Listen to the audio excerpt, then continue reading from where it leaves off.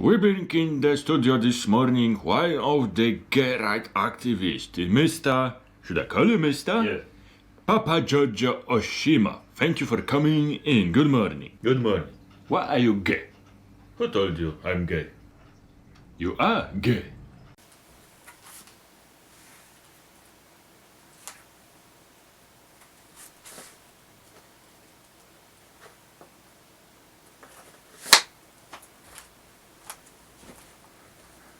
Witam Państwa szanownych w kolejnym odcinku Sprawy dla Kapitana, w którym to poruszymy kolejny bardzo, ale to arcyważny temat. W naszym studiu gościmy człowieka, który jest, albo był, w zależności od tego, co się stanie po dzisiejszym filmie, pracownikiem sklepu motocyklowego, a także motocyklem z pasji i zamiłowania. Witam Pana, Panie Dustivar. Dzień dobry.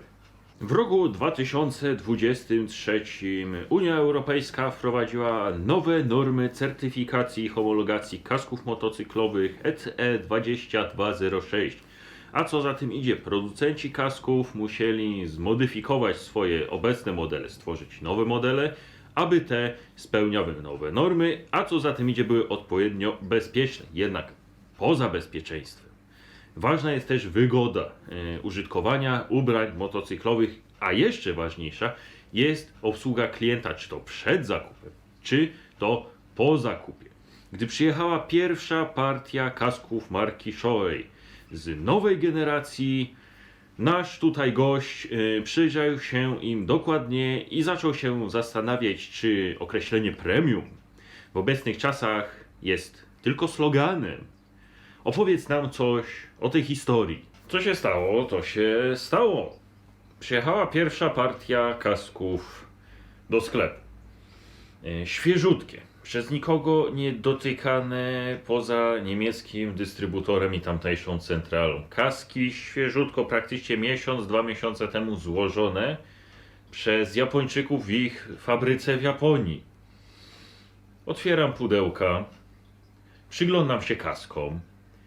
I niestety mój zmysł estetyczny pozwoli mi zwrócić uwagę na coś, co mi się nie podobało. Dustivar przejrzał wszystkie kaski, dosłownie wszystkie kaski, które przyjechały w nowej partii i niestety zauważył, że wyściółki centralne okalające górną część i tylną głowy są nieprawidłowo uszyte, ponieważ boczne panele wyściółki centralnej odstają, co możecie zobaczyć na zdjęciach, które Wam w tej chwili pokażemy, odstają od powłoki wewnętrznej.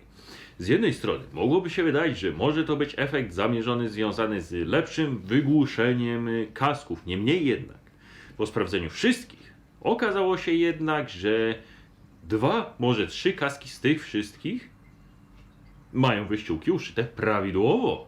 I właśnie w pewnym momencie zacząłem się zastanawiać, które kaski są tak naprawdę prawidłowo zrobione, które wyściółki są prawidłowo zrobione, ponieważ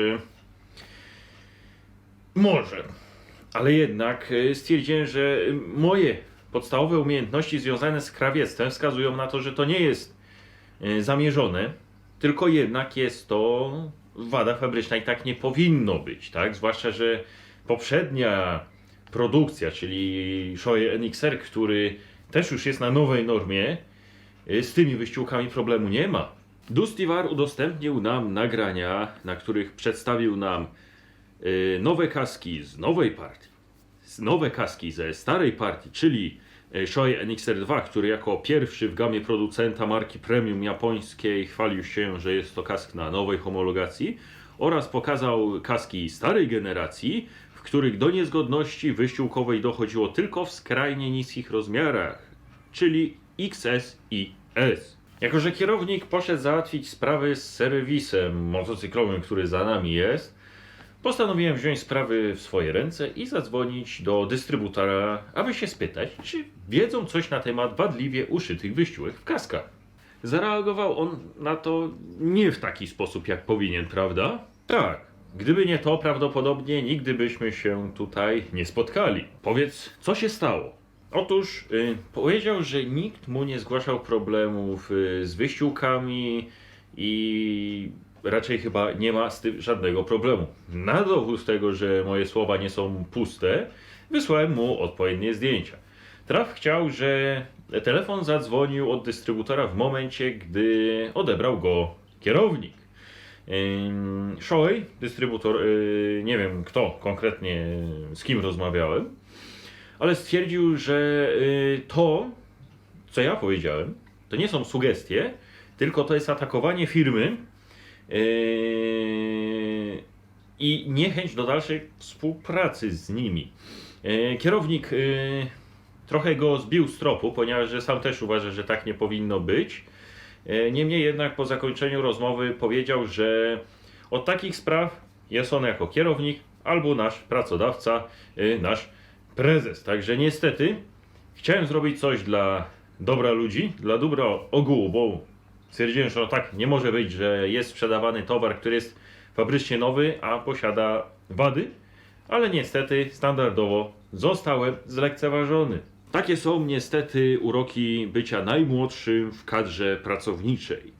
Twoje słowo nigdy nie będzie nic znaczyć, a słowo prezesa zawsze będzie tym świętym.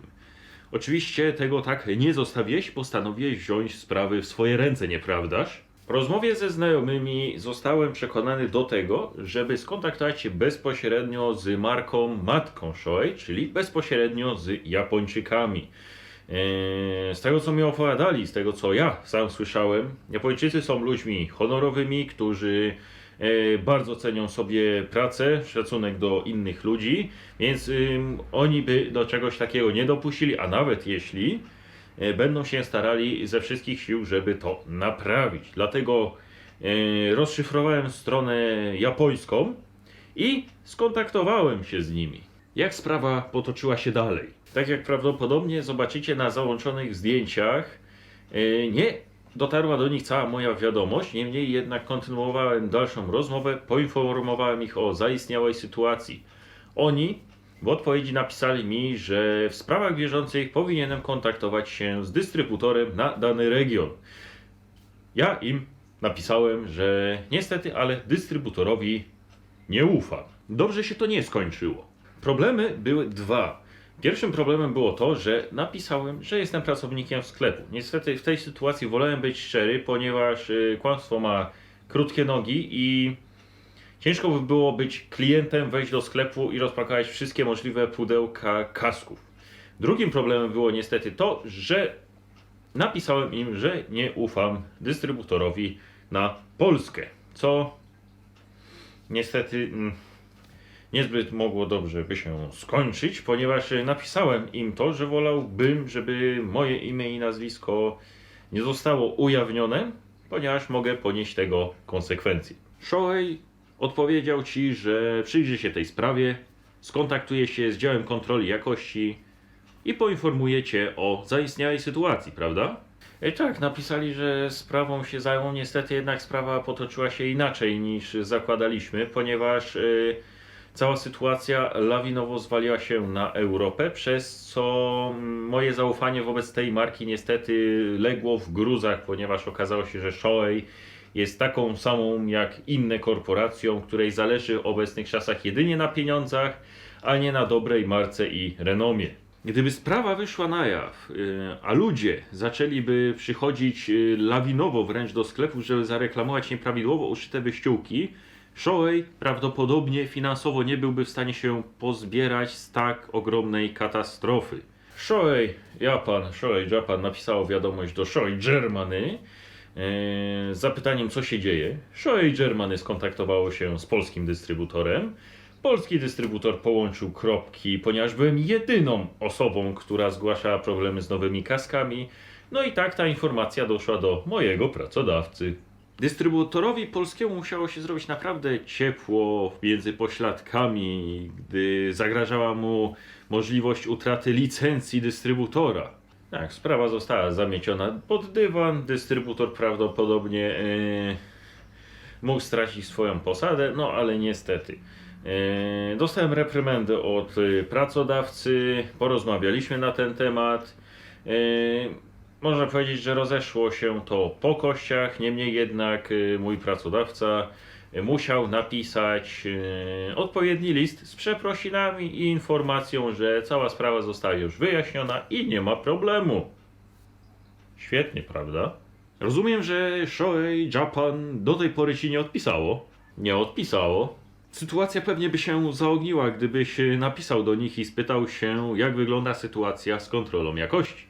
Napisanie do Japończyków prawdopodobnie skończyłoby się już takim permanentnym zwolnieniem mnie. Podejrzewam, że ten materiał, który w tej chwili nagrywamy, też może się tak skończyć.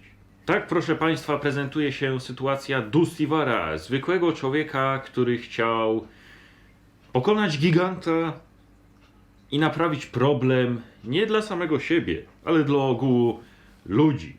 Niestety z wielkimi korporacjami nikt z nas w pojedynkę nie ma szans. Niemniej jednak to raczej nie jest koniec historii. Niby to jest koniec historii, niby to nie jest koniec historii, ponieważ ostatecznie i tak wziąłem kask spod loga Shoei na własność. Po prostu go kupiłem. Ale mimo tego, że jest to produkt, który swoje kosztuje, niestety jest to nadal produkt, który mimo dużej ilości tego, co oferuje, posiada też bardzo dużo znaczących wad, które nie zostały naprawione, mimo że ten kask już od wielu lat jest produkowany. Tak prezentuje się obecna sytuacja na froncie. Sprawa została zamieciona pod dywan i wszyscy o niej zapomnieli.